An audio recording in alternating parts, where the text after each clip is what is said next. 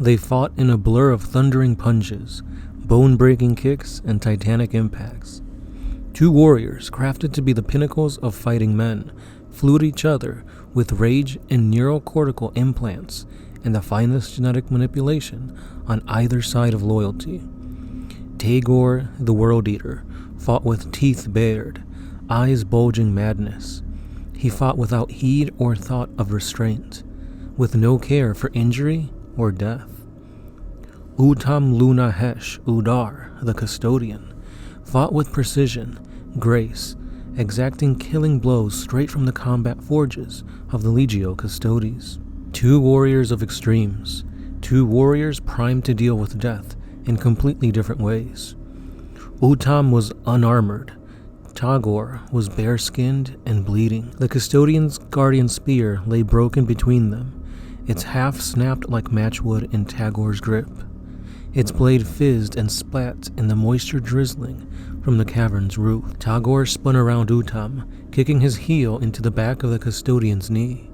Utam went down with a grunt, catching the follow-up knee to the face in his blocking gauntlets. Utam twisted his grip, spinning Tagor from his feet. He followed up, foot thundering down to crush the World Eater's head. But he rolled, came up, and punched the side of Utam's thighs. His plate cracked, and the paralyzing nerve impact dropped him to one knee. A right cross tore his helmet off, and an uppercut threw him onto his back. The World Eater scissored himself to his feet and hurled himself at the fallen Custodian. Utam met his flying leap with a downward bludgeoning fist that drove Tagor into the ground like a downed stormbird. He then rolled aside from the inevitable head-crushing elbow and sprang to his feet in time to meet the Custodian's charge. They grappled like street brawlers, rabbit-punching kidneys, legs locking and unlocking as each warrior sought a hold that would drop their opponent. Iron plates bolted to Tagor's head spat fat red sparks as it pumped chem stems and rage boosters into his bloodstream and electrical impulses to the anger centers of his brain. His fury had been building to critical mass ever since his incarceration, and this was just the fight to unleash it. The first advantage went to Utam. Every blow Tagor struck was against artificer-forged plate, hand-shaped in the armories beneath the Adaletian peaks, where Utam hammered unprotected flesh. Pure concussive force cracked the bone shields in Tagor's chest, and he grunted as a pile driver of an uppercut drove into his gut. The briefest flinch, but an opening nonetheless. Utam twisted and slammed his elbow into Tagor's jaw. Blood and teeth flew from the World Eater's jaw. Utam closed for the killing blow, but pain was just another stimulus to a killer like him. The World Eater spat a tooth and caught Utam's fist in one raw meat palm. He caught the other fist mid-punch and smashed his forehead into Utam's face. The Custodian's nose broke, and both cheekbones shattered. Blood blinded him for an instant before he shook his eyes clear of it. But an instant was all Tagor needed. His blooded fist hammered into Utam's chest, driven by rage and betrayal. Ceramite shattered, adamantium buckled, and bone broke. Tagor bellowed in triumph as his power, momentum, and strength drove his fist deep into the Custodian's chest. Meat and blood parted before the digging hand until his fingers closed on iron-hard bone.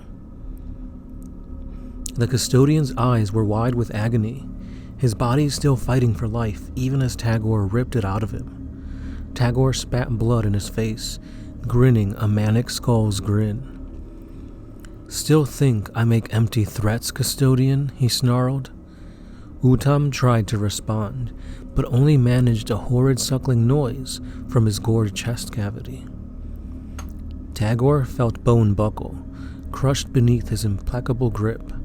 Strong and tough, but not as strong and tough as a sergeant of the World Eaters. A figure appeared at his back, tall and reeking of cold metal and ice. "Damn you, Tagor, I need him alive," a voice said that could only belong to Athrava of the Thousand Suns. "He can still survive this.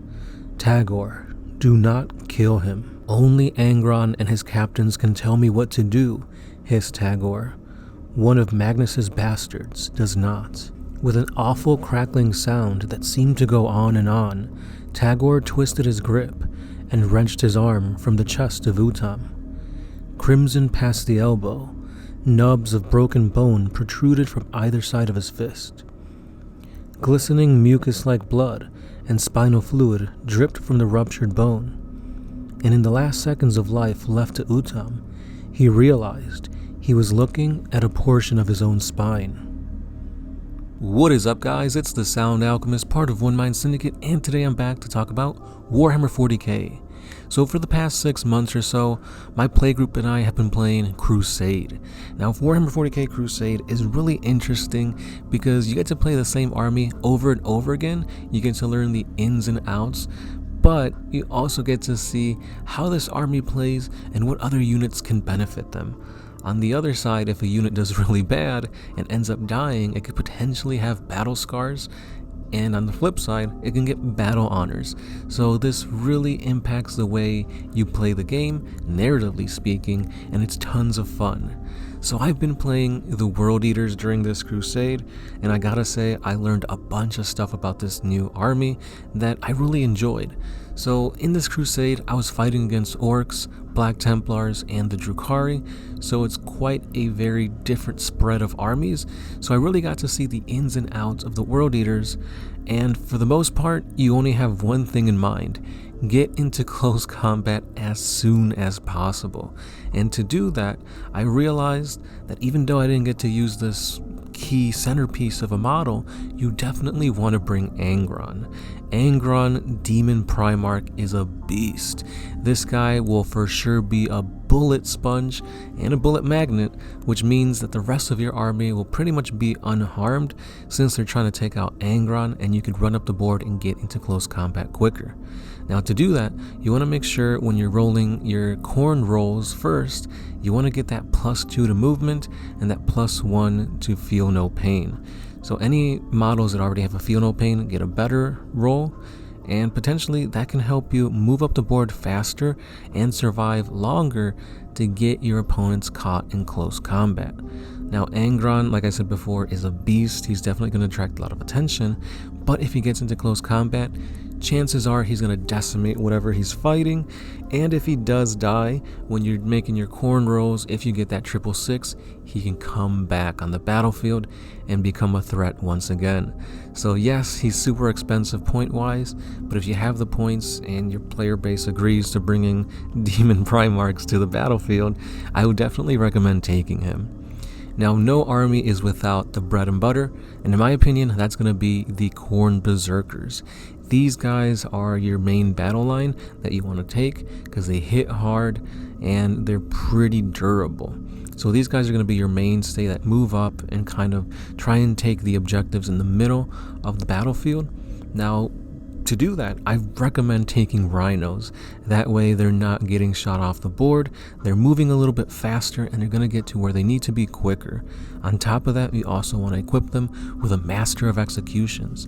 This guy is going to give you that oh so amazing fights first ability, and that is going to be a disaster against anything you get into combat with. Now, I would definitely recommend taking at least one squad of the Jackals to hold your base objective.